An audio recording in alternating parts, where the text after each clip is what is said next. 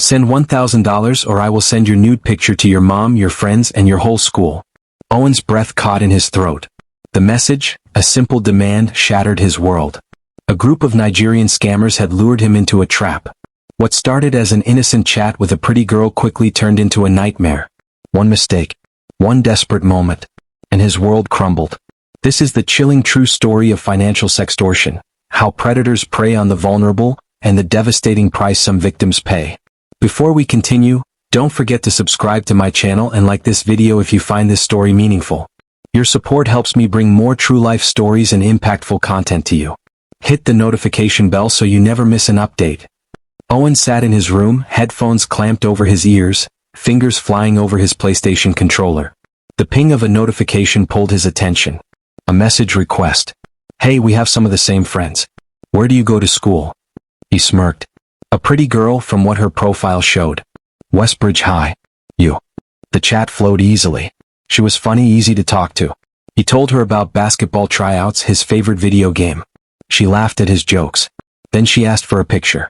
Come on, she teased. Just one? I bet you look cute when you smile. His heart thudded. It was harmless, right? Just a selfie. He snapped a picture and sent it. Her response came instantly. Ah, you're adorable. Now take off your shirt. Owen hesitated. Oh, why? Just do it. Don't be shy. Something felt off, but excitement drowned out the doubt. A girl was flirting with him. He lifted his shirt, took the picture and sent it. Then came the next message. Now take it all off. His stomach twisted. Wait, what? Come on, don't be boring. It'll stay between us, I promise. A moment of hesitation. Then with a deep breath he did it. He sent the picture. Seconds later, the screen flashed with a new message. But this time it wasn't flirty.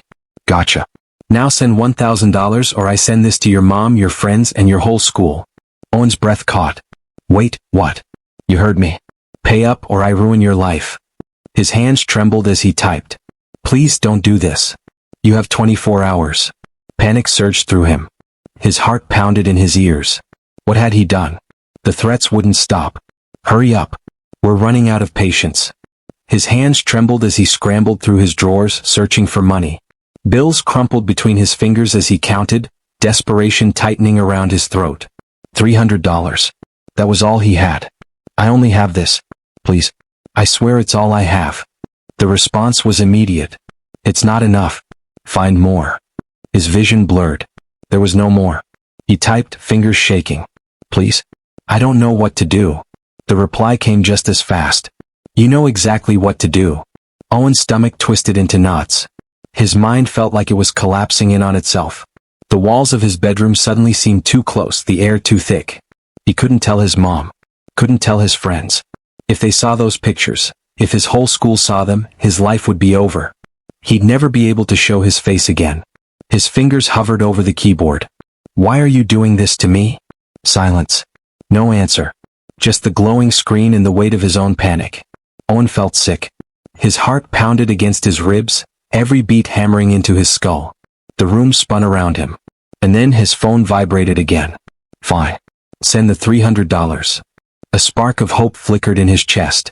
Maybe, just maybe, this nightmare would end if he sent the money. He transferred the money, his hands clammy, barely able to type in his banking app. A minute passed. Then another. His phone pinged. That was nothing. We need more. Owen's throat closed up. I don't have more, he typed. I swear that's everything. The reply came sharp and cruel. Then you better figure something out.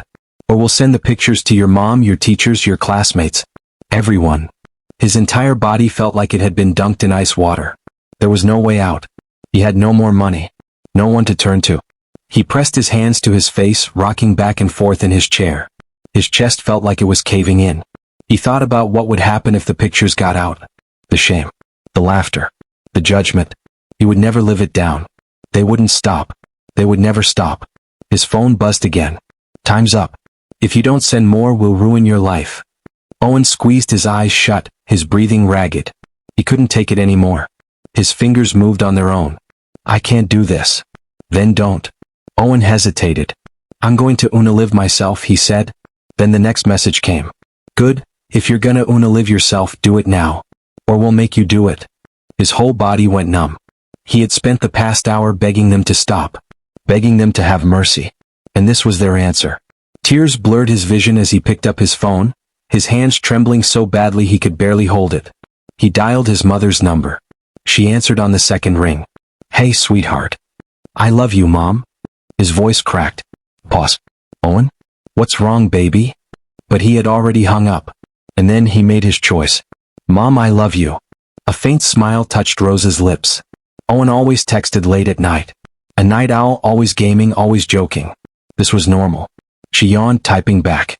"I love you too, baby. Did you sleep?" She set the phone down and closed her eyes, expecting the familiar vibration of his reply. But it never came. By morning, something gnawed at her, a slow-growing unease. Owen always replied. Always. She sent another text. "Are you okay?" No response. Her fingers hovered over the call button. Maybe he was still asleep. Maybe she was overthinking it. Then evening came. Her unease turned to panic. She called. Once. Twice. 10 times. No answer. Her stomach twisted. She dialed again.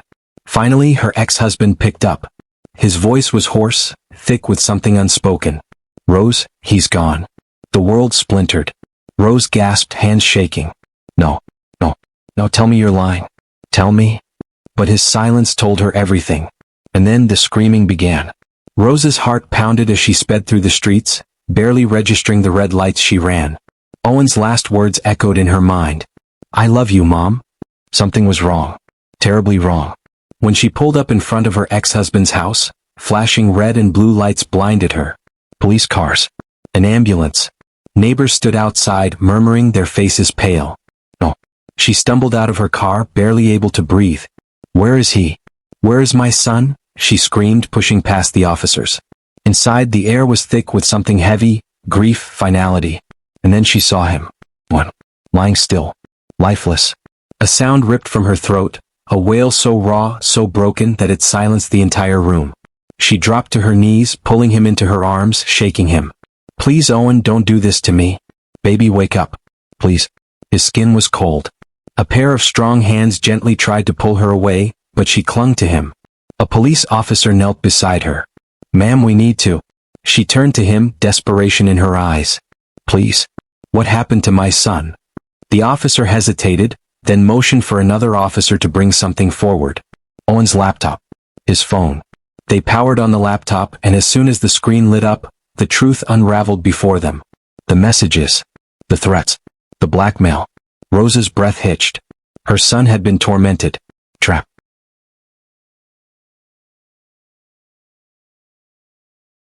She watched as the officers scanned the messages, their expressions hardening. "It's sextortion," one of them muttered. "Financial sextortion." Rose's legs gave out beneath her. The words didn't make sense. Not Owen. Not her boy. She found herself in the kitchen, gripping the counter, her phone clenched so tightly her knuckles turned white. The lead officer approached, his voice calm but firm. "We have reason to believe Owen was a victim of financial sextortion." The room tilted. "That's not possible," she whispered, shaking her head. "Owen wouldn't, he wouldn't." The officer's gaze softened. "Ma'am, these criminals are professionals. They know exactly how to manipulate their victims." Rose's stomach churned. The messages. The silence. The way he had looked so tired lately, the way he flinched when his phone buzzed. She had ignored the signs. Tears streamed down her face as the truth sank in. "Oh God." She covered her mouth, while rising in her throat. The officer's voice was steady. "We're tracking the accounts. We'll do everything we can to find them." Rose's voice broke. "Please," she whispered. "Find them." The criminals thought they were untouchable. Hiding behind fake profiles, bouncing their signals across different servers, operating from thousands of miles away in Nigeria. To them, Owen was just another victim. Another name on a long list of broken souls. But the FBI worked fast. When Owen's case landed on their desk, it wasn't the first of its kind. Financial sextortion was becoming a global epidemic. Young victims, blackmailed, trapped, and desperate, had been falling prey to these online predators. And now the Bureau was out for blood. Rose sat across from Special Agent Carter, her hands trembling as she clutched Owen's phone. His last words haunted her, a ghost whispering in the silence. "Please don't do this to me." "We'll get them," Carter promised, his voice steady but cold. "They think they're invisible. They're not. The team got to work. Cyber forensics scoured Owen's phone and laptop. The scammers had used encrypted messaging apps, burner emails, and offshore accounts. But in their arrogance they made mistakes. The money Owen sent left a trail. A series of transactions bounced between crypto wallets, but one withdrawal stood out, converted to cash and deposited into a personal bank account. A fatal slip-up.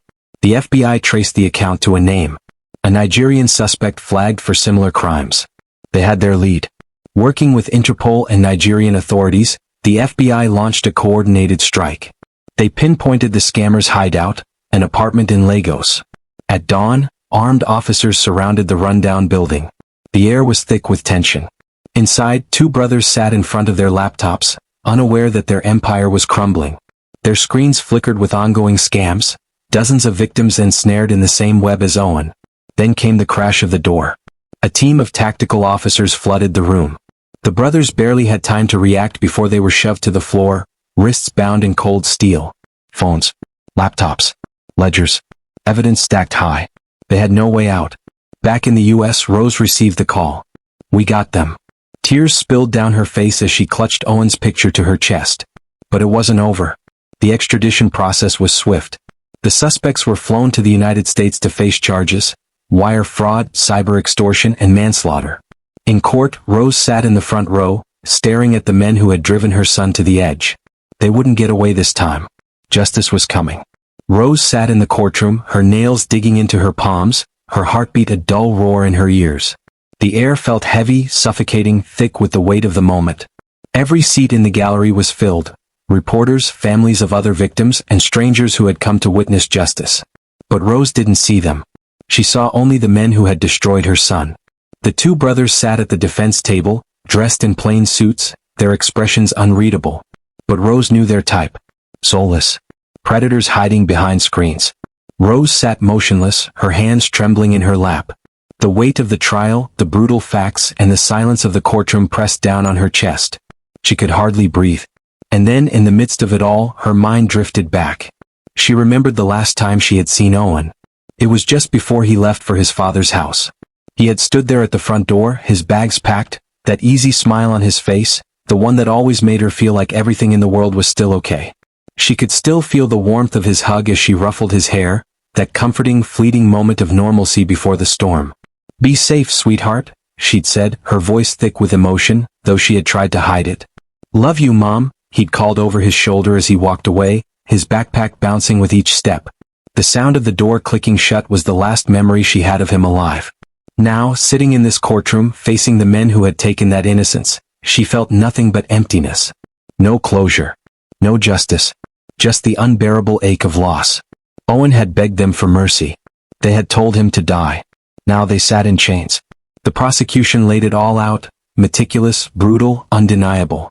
Chat logs displayed on giant screens. The messages that pushed Owen over the edge read aloud, each word a dagger to Rose's chest. "Do it. No one will care." A low gasp rippled through the courtroom. Rose felt her stomach twist. A detective took the stand. He described how the FBI tracked the money, traced the accounts, and finally cornered the criminals in their Lagos hideout. They had dozens of victims. "Owen wasn't the first," he said grimly. "But we made sure he was the last." Rose's eyes burned with unshed tears. The last. But why couldn't they have stopped them sooner? The defense tried to downplay their crimes. They didn't force him, the lawyer argued. They didn't pull the trigger. Rose shot to her feet. The courtroom fell silent. Rose's voice was steady but filled with fire. "They did. They gave him no way out. They took my son's life with their words just as surely as if they had killed him with their own hands." The judge rapped the gavel, calling for order. But Rose saw it, the shift. The jurors' faces hardened. The defense had lost. The verdict came swift. Guilty. Then the sentence. 17.5 years in federal prison. A murmur spread through the room. Some gasped. Others shook their heads. Rose. She felt nothing. No relief. No closure. Just an empty, gaping wound where her son should have been. She turned to leave but paused. One of the men, the one who sent the messages, was staring at her. No remorse. No guilt. Only boredom. Rose's fingers curled into fists. He had destroyed her son. And he didn't even care. But she did. She would carry Owen's story to the world. She would make sure no other mother sat in this courtroom, listening to her child's last words read aloud. Rose turned and walked out, the weight of grief still crushing, but a new fire in her soul. She would make them remember Owen. They would remember his name. Owen's story spread like wildfire. News anchors spoke his name. Headlines screamed warnings. Parents whispered in fear. Schools held emergency meetings. Rose stood at the center of it all. She refused to be silent.